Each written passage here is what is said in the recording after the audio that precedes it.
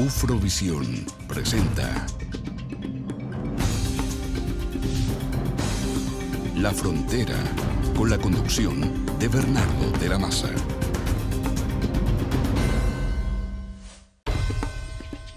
Hola, ¿qué tal? ¿Cómo están ustedes? Gracias por acompañarnos. Vamos a conversar sobre un tema que ha estado muy en la palestra, por decirlo así, que es una posible reforma a la Constitución del Estado. Muchos creen que sí, otros que no. El tema también es qué va a constituir, qué puntos va a comprender esa reforma a la Constitución, si es que se hace, y cuándo sería, por lo demás. Tenemos invitados a dos importantes profesores catedráticos de la Universidad de la Frontera. Uno de ellos es Leonardo Castillo, director de la Escuela de Derecho de la Universidad de la Frontera, doctor de la Universidad Complutense de Madrid y además con una serie de estudios extras que avalan su carrera. También está Raúl Alar, que es director del Departamento de Ciencias Jurídicas de la universidad y además también es doctor de la Universidad Complutense de Madrid. Encantado de tenerlos para conversar sobre este tema. Muchas gracias, pero tengo que hacer una aclaración. Doctorando. Todavía Doctorando. estoy, ¿cierto? No defiendo mi tesis. Pero vamos ya en tierra derecha. Casi sí. listos. La pregunta fundamental, ¿no? ¿Es necesario realmente modificar la Constitución actual? Bueno, en mi opinión es necesario modificar la Constitución actual. De hecho, ya desde la vuelta de la democracia se ha reformado en más de 25 ocasiones. Sí. O sea, de la anterior, ya de la original del 80 casi no queda. Exactamente.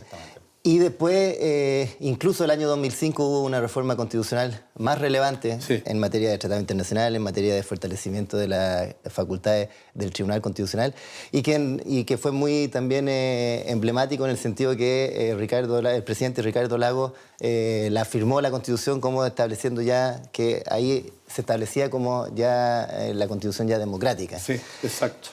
Y aún así se ha podido ver que con el transcurso de los años, desde el 2005 hasta ahora, cada vez ha ido increciendo, cada vez más en la ciudadanía, en los partidos políticos, en los movimientos sociales, la necesidad de una nueva Constitución. De manera que esa necesidad de una nueva Constitución ha surgido prácticamente en el debate nacional permanente. Entonces, ahora, hay un clamor, un interés en cambiar la Constitución, pero ¿realmente es necesario? ¿Por qué?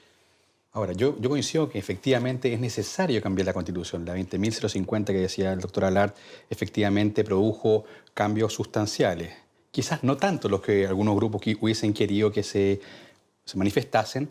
No obstante, me parece que es necesario avanzar sobre todo en la consagración de algunos derechos fundamentales y en algunas otras materias. Por ejemplo, nosotros vivimos una región que es bastante precaria en cuanto a recursos económicos. Pensemos que tenemos casi un octavo, no, quizás no tanto, pero bastante menos, ¿cierto?, ingresos per cápita que los que se tienen en Antofagasta o en la región metropolitana. Sí. Entonces, por ejemplo, en el tema de las políticas públicas, quizás que tuviesen mayor autonomía también nuestros representantes regionales. Yo quisiera volver a la pregunta inicial, ¿no? ¿Por qué cambiarla? Sí, porque la gente lo pide, pero tiene que haber otro motivo, ¿no? No, a mí me parece que es una excelente pregunta y muchas veces el tema del mecanismo esconde el tema de los contenidos. Y los contenidos realmente es lo fundamental. Aquí, por una parte, uno podría decir de que esta no es una constitución que establece un Estado social y democrático de derecho, sino que es una constitución que establece, según la palabra de Pablo Ruiz Tagle, una república neoliberal, y que se ha establecido una constitución neoliberal. ¿Y qué significa que se ha establecido una constitución neoliberal? Mucho más allá del eslogan. No existe el equilibrio que se da en el Estado social y democrático de derecho entre los derechos civiles y políticos y los derechos sociales. No hay principios fundamentales que iluminan el resto del ordenamiento jurídico, a las leyes, a los legisladores a través de las leyes, a los jueces a través del Poder Judicial y a las decisiones administrativas del Poder Ejecutivo, efectivamente con principios que sean más del área social, sino que hay una preponderancia del derecho de propiedad, de la libertad de emprendimiento, de los derechos civiles y políticos en perjuicio de derechos sociales como el derecho a la salud, el derecho a la educación, el derecho a la seguridad social. No es que uno vaya en contra del otro, pero debiera haber un equilibrio. Entonces, por ejemplo, en la Constitución brasileña hay principios fundamentales que están establecidos en su título primero como objetivos fundamentales de construir una sociedad justa, libre y solidaria. Bueno, una disposición de esas características sería muy importante en la Constitución chilena, porque daría fuerza a los derechos de libertad, que ya están bien resguardados y así tiene que ser en nuestra sociedad, pero también daría mucha más fuerza a los derechos de igualdad, a los derechos sociales. Entonces, también ahí la Constitución brasileña contiene unas normas o principios, objetivos fundamentales de erradicación de la pobreza, de trabajar en una distribución más igualitaria. Entonces, eso y el principio de no discriminación también está contenido en este título primero. Entonces, como objetivos fundamentales de la Constitución brasileña se establecen mecanismos iluminadores del resto del ordenamiento jurídico que son mayores que la Constitución chilena, que está fundamentalmente radicado en el ámbito de del principio de subsidiariedad y de la libre iniciativa de los particulares. Ahora, ustedes hablan de libre, justa, solidaria. Bueno, suena bien bonito, pero además se supone que toda constitución debe propender a un país libre, justo, solidario, ¿no? Claro, eso se esperaría. Entonces Ahora, son palabras que suenan, que de alguna manera pueden terminar siendo un poquito vagas, ¿o no? sí, quizás. En cuanto a la cierta necesidad, obvias, perdón. ¿cierto? Claro, la necesidad de cambio. Hay ejemplos, ¿cierto?, en el derecho comparado a la Constitución inglesa, la Carta Magna Inglesa, ¿cierto?, es del año 1215. Sí. Ya ha funcionado, por lo visto, bastante bien, por lo menos para ellos. Ahora bien, no necesariamente un cambio, ¿cierto?, va a traer aparejado efectivamente cambios en las situaciones reales, ¿cierto? No solamente un cambio jurídico va a traer necesariamente cambio en las situaciones, ¿cierto?, fácticas. Ya, nuestro país es muy legalista, tenemos una cantidad tremenda de leyes, no todas ellas con toda la eficiencia que uno quisiera, pero más bien los problemas se resuelven con buenas políticas públicas que con leyes excelentemente redactadas. Pero ciertamente, cuando hablamos de la Constitución, que establece, ¿cierto?, las bases fundamentales sobre las cuales se ha de regular una sociedad, uno quisiera que estos principios precisamente estén plasmados adecuadamente, sean conocidos de todos, ¿cierto? Y que también a través de, ¿cierto?, y eso es lo que enseña también el doctor Alar muy bien, a través de la pirámide normativa, estando la Constitución en la cúspide, siendo la norma fundante a través de la cual, ¿cierto?, todo el resto también adquieren validez y esperemos también eficacia, pueda también trasuntar en tener una sociedad más justa, más equitativa, más igualitaria. ¿Yo le podría agregar algo más? Sí, claro. Además de esos objetivos fundamentales, después uno puede ir ya al terreno de los derechos y las garantías constitucionales. Y en nuestra Constitución, en cuanto a los derechos y garantías constitucionales, también entonces después ahí ya los derechos civiles y políticos, el derecho a la vida, el derecho a la propiedad, el derecho al debido proceso, el derecho a reunión, el derecho a asociación. ¿Eso no está en la actual Constitución? Sí, todos esos derechos Entonces, están aparejados con garantías. Es decir, en el caso de que estuvieran transgredidos, perturbados o amenazados, sí, hay un recurso de protección establecido para que cualquier persona pueda interponerlo para su protección ante la Corte de Apelaciones respectiva. En el caso de los derechos sociales, eso no ocurre. Entonces, solamente no están resguardados a través de recursos de protección los derechos sociales, salvo eventualmente algunos, como el derecho a la salud, en aquella parte que tiene que ver con la libertad.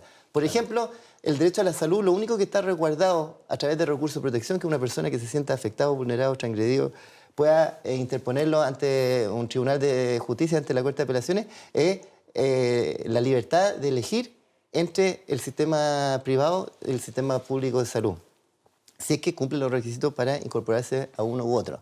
Esa es la única caso en los derechos sociales, en el caso del derecho a la salud. En general, y podemos después ver, por ejemplo, otro ejemplo que es bastante nítido en cuanto a estos derechos de libertad que están protegidos y los derechos de igualdad que no están de la misma forma protegidos. La libertad de enseñanza, para abrir colegios, para abrir universidades, sí, está completamente consagrado en la Constitución con un recurso de protección en caso de que se sintieran afectados o vulnerados. El caso del derecho a la educación, no. Entonces, esos objetivos fundamentales que yo les señalaba, más este tratamiento distinto de los derechos y garantías constitucionales en cuanto a un tratamiento muy diferenciado de los derechos de libertad versus los derechos de igualdad es algo que es importante y que la Constitución chilena está ladeada, está desequilibrada en ese sentido. Profesor Castillo, yo creo que la gente escucha esto y no entiende mucho. Son términos jurídicos más o menos avanzados. Metalenguaje, sí, efectivamente. Aterrizando un poco, Ajá. ¿qué cambios fundamentales cree usted que debiera tener esta nueva Constitución? Modificaciones radicales que lo entienda la gente y que la afecten a la gente. Bueno, entonces no sé si vamos a disentir con el colega, pero como temuquense, quizás uno esperaría que hubiese elección directa de intendentes y gobernadores. ¿Perdón? Elección directa de intendentes y gobernadores. Sí, Por norma creemos que nuestras autoridades tienen que también representar los intereses. Hoy día, ¿cierto? El intendente es, por ejemplo, un representante del presidente de la República. ¿Okay? Estamos en un Estado unitario, sí, y uno entiende que debe ser así. Pero nos gustaría quizás que esas autoridades o alguna autoridad, ¿cierto?, de un rango similar pudiese también, ¿cierto?, representar al Ejecutivo, pero con la participación también a través de elecciones de parte de la ciudadanía. ¿Algo como esto no se puede establecer solo mediante una modificación a la Constitución actual? ¿Cosas como las que ustedes están planteando? Sí. Se pueden establecer reformas a la Constitución. Ahora, el programa de gobierno de la presidenta Bachelet estableció una nueva Constitución. Y cuando se establece una nueva Constitución, entonces ya no es a través de los mecanismos establecidos en la propia Constitución que se llega, toda Constitución llega hasta regular su mecanismo de reforma. No se establece la forma de quiénes van a ser los integrantes que van a establecer ese nuevo texto constitucional. No se señala los quórums que se requieren para aprobar ese nuevo texto constitucional. No se establece el procedimiento para establecer ese nuevo procedimiento constitucional. De manera que ese nuevo texto constitucional. De manera que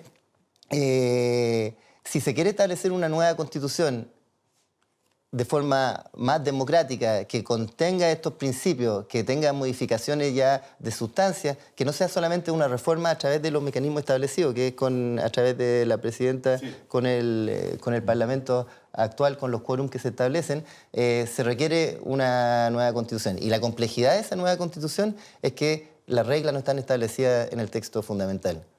Entonces, cualquier modificación que se establezca que vaya más allá de la reforma constitucional, se ha hablado de una comisión bicameral del Congreso, requiere una modificación por ejemplo, claro, constitucional. Si se quisiera establecer una asamblea constituyente, requeriría una reforma constitucional que también el tema de la asamblea constituyente es algo fundamental del cual vamos a hablar en un segundito. Los invito a ustedes también a una breve pausa y ya estamos de vuelta.